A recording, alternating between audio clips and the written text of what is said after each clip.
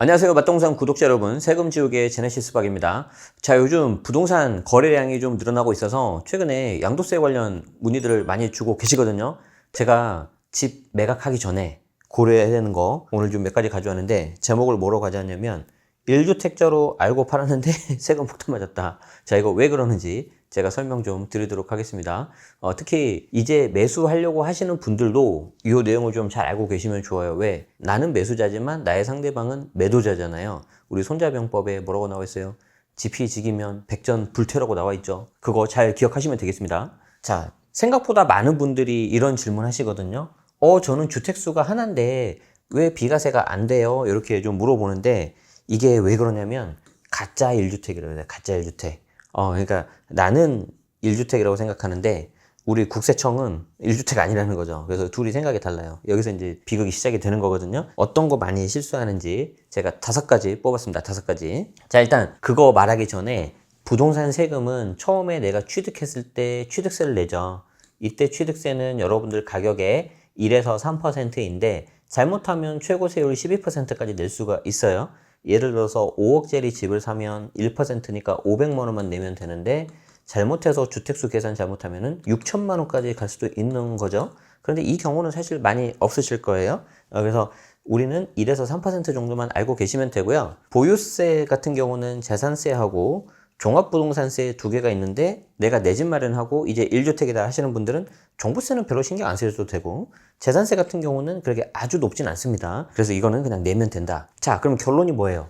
나중에 내가 팔 때 이 양도세, 이 양도세가 생각보다 많이 나오는데, 내가 집을 사서 1억 정도 오르면은요, 양도세가 대략 한 2천 정도가 나오고, 그 집이 3억이 오르잖아요? 그럼 양도세가 거의 한 1억 정도가 나옵니다. 계산 과정 뒤에 한번 보여드릴 거예요. 자, 그런데 이때 2천 그리고 1억, 이거를 한 푼도 안 낼 수 있는 비과세가 있는 거죠. 비과세. 비과세가 뭐예요? 과세하지 아니한다. 자, 그렇기 때문에 세금을 아예 제로로 만들어 버리는 건데, 당연히 이거를 해야지 여러분들 세후 수익률이 확 올라가겠죠. 그리고 요즘 어디 가서 이렇게 큰 돈을 벌 수 있습니까? 투자해가지고. 그러니까 비과세를 꼭 받으셔야 되는데 이거 놓치는 경우가 있다. 자, 그래서 제가 1세대 1주택 비과세, 이거 가장 기본이거든요.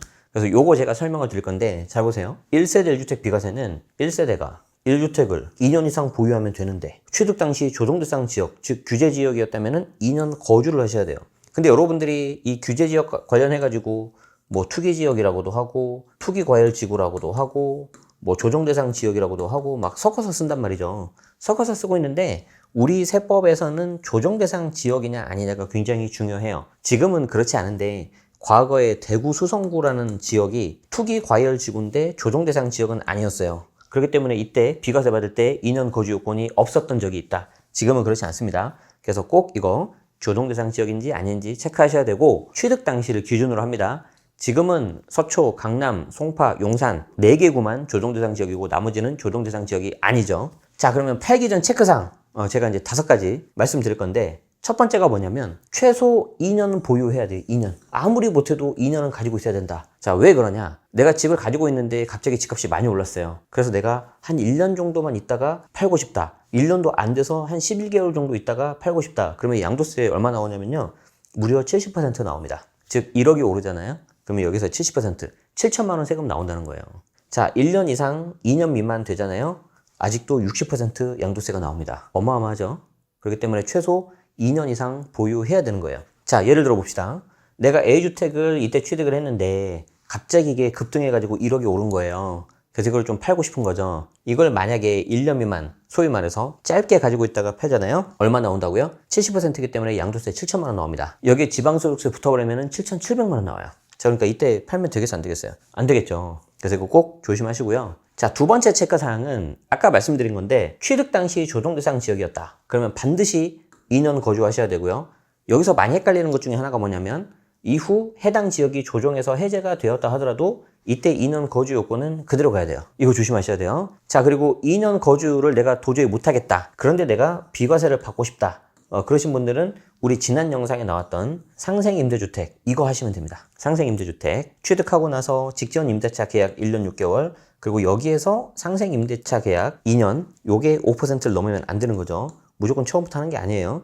이거 우리 영상 링크 나가고 있으니까 필요하신 분들은 꼭 보시기 바랍니다. 자, 그래서 예를 들어서 볼게요. 서울 강동구를 내가 아파트를 21년도에 샀다. 2021년도에 샀다. 그러면 당시에는 조정대상 지역이기 때문에 2년 거주 요건이 반드시 붙어요. 그런데 이 서울 강동구가 23년 1월 5일 0시에 해제가 됐죠. 자, 그럼 이게 해제가 됐다고 해서 이 2년 거주 요건이 없어져, 안 없어져? 안 없어져요. 계속 남아있어요. 남아있기 때문에 25년도에 내가 서울 강동구에 있는 아파트를 판다고 하면은 이때는 반드시 2년 거주를 해야 비과세를 받을 수가 있는 거죠. 그래서 꼭 이거 알고 계셔야 됩니다. 자, 세 번째, 은근히 또 많이 나오는 거. 제가 이제 소형주택이라고 했는데 지금 정부에서 좀 혜택을 주고 있는 뭐 소형 신축, 구축 그건 아니고 소위 말해서 저가주택. 가장 많이 나오는 것 중에 하나가 시골주택, 뭐 농어촌주택 막 이런 거예요. 가지고 항상 하는 말이 뭐냐면은 얼마 되지 않습니다. 금액이 작습니다. 근데 주택수가 꼭 들어갑니까?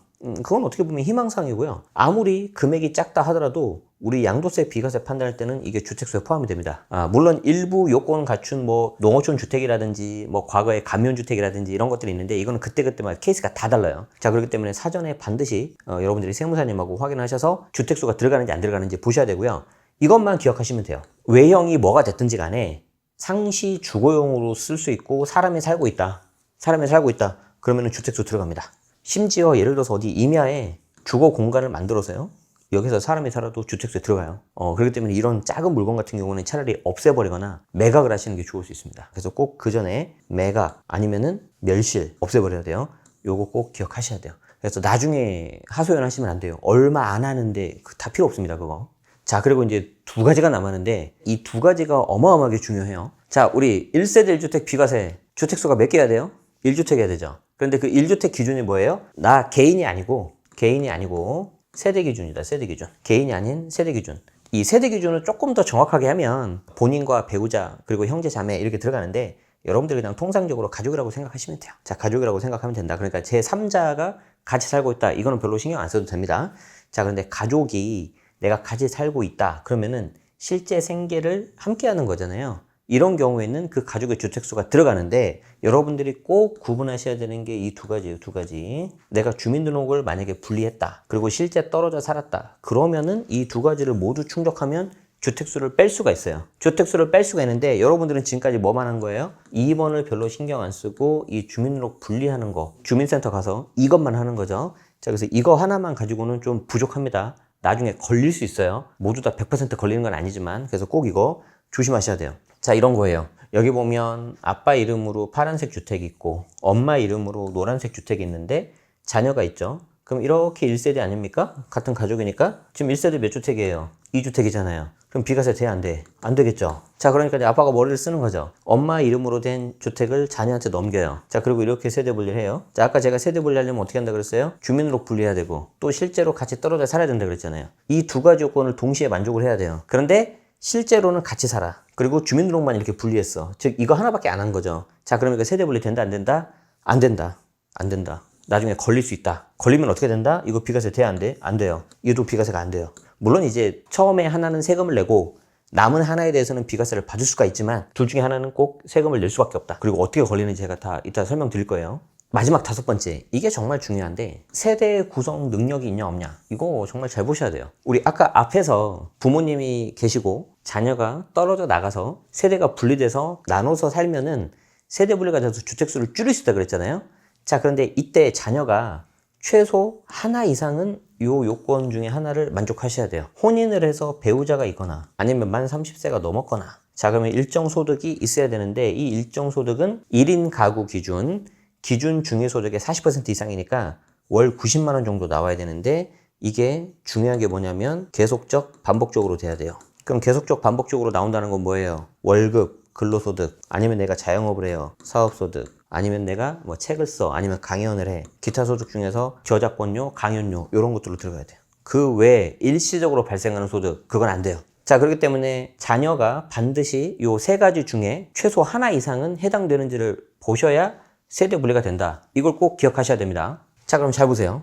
여기 아버지 이름으로 주택이 하나 있고 자녀 이름으로 주택이 하나 있어요. 그런데 세대 분리를 제가 하라고 하니까 이걸 이제 잘 따라서 하신 거예요. 어떻게 했다고요? 주민등록 분리했고 실제 떨어져 사는 거예요. 뭐 예를 들어서 부모님은 강북에 계시고 자녀는 강남에 있는 거죠. 그럼 이거 다 만족했죠? 자, 그런데 체크해야 돼. 이 자녀가 어떤 녀석인지. 이 자녀를 봤는데 결혼 안 했어. 배우자 없어요. 그리고 30대가 아니라 20대 대학생이야. 그리고 소득도 없어. 자, 그러면 세대 구성을 할 수 있어? 없어요, 얘가? 없죠. 소위 말해서 우리 세법에서는 얘를 애취급에 하는 거예요, 애취급. 구성 능력이 없다고 보는 거예요. 그럼 애는 어떻게 해줘야 돼요? 보호자한테 보내야죠. 보호자 어디 있어요? 여기 계시잖아. 이쪽으로 보내는 거지. 얘 갈 때 노란색 주택에 안 가? 같이 따라가겠죠. 그럼 1세대 몇 주택이에요? 2주택이잖아. 그럼 비과세 돼, 안 돼? 안 되겠죠. 이렇게 하면은 아까 말씀드린 양도세액 3억일 때 양도세가 한 1억 정도 나오는데 그 1억이 그냥 다 날아가 버리는 거예요. 진짜 조심해야 됩니다, 이거. 자, 그래서 제가 뭐 계산 사례를 가져왔어요. 이게 이제 양도세 계산하는 건데 양도가에서 취득가를 빼고 그럼 양도차익이 나오지 않습니까? 그리고 3년 이상 오래 보유하면 장기 보유 특별공제라고 이제 특별히 빼주는 금액이 있어요. 뭐 이런 게 있다고 참고하시면 되고요. 기본공제 250만 원은 모두 다 빼는 겁니다. 그리고 나서 이제 과세표준이 나오고 여기에 이제 적용되는 세율을 적용해주면 양도세가 나오고 이 양도세의 10%를 더하면 총 납부세액 이렇게 나오는 거예요. 그럼 예를 들어서 취득가가 5억, 양도가 10억, 5억이 오른 거죠. 5억. 아까 제가 3억 오르면 양도세가 한 1억 정도 나온다 그랬잖아요. 그럼 5억 올랐으니까 더 많이 나오겠죠? 자, 계산해 보겠습니다. 양도가 10억, 취득가 5억 빼고 필요금비 1,000만 원 제가 그냥 임의로 넣은 숫자예요. 그러면 양도차익이 4억 9천이 나오고 5년 동안 보유했으니까 1년에 2%씩 해서 10% 장기보유 특별공제를 이 값에서 빼줍니다. 이게 4억 9천에 10%니까 4,900만 원을 빼줘요. 그러면 4억 4,100이 나오고 기본공제 250만 원 빼면은 드디어 양도세 과표가 4억 4천 정도가 나와요. 밑에는 이제 기계적인 거예요. 계산하면 양도세는 1억 4,900, 여기에 10% 더하면 총 납부세액, 지방소득세 합쳐서 대략 1억 6천이 나오는 거죠. 엄청 큰 돈이죠. 그러니까 내가 5억이 올랐는데 양도세 세금으로 한 1억 6천 내고 나머지 3억 4천 정도를 내가 이제 가져가는 거죠. 물론 큰 돈이에요. 3억 4천. 그런데 이거 내보셨어요? 장난 아니에요, 이거. 실제 내보면. 자, 그런데 이거를 한 푼도 안 낼 수 있는 거지. 어떻게? 비과세하면.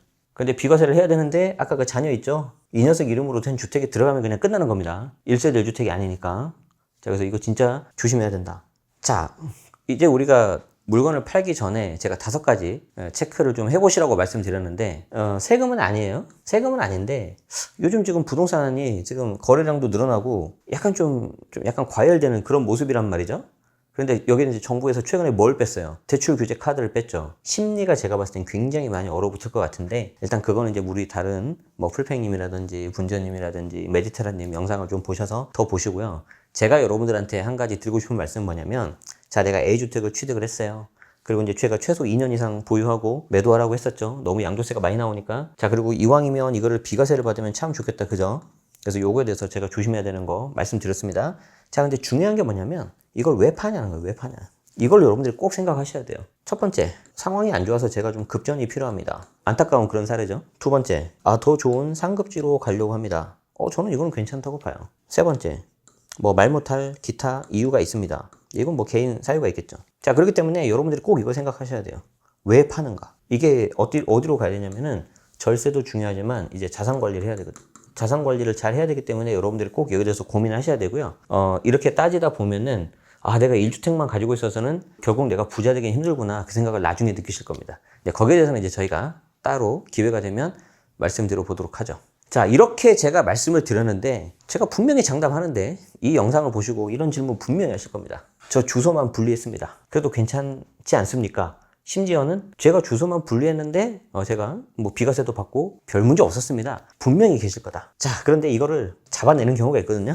이거 어떻게 잡아내는지 제가 다음 영상에서 보여드리도록 하고요. 과거에는 이거를 잡아내는 게 사실 좀 어려웠어요. 그래서 이제 모르고 넘어가는 경우도 있었다. 근데 얼마 기다려야 되냐면 5년 이상 기다려야 됩니다. 너무 가혹하지 않습니까? 예를 들어서 한 4년 정도 가다가 잡히면은요, 4년 동안 가산세가 붙어요.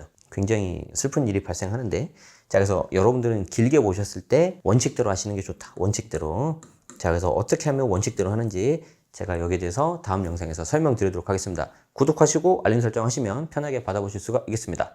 고맙습니다.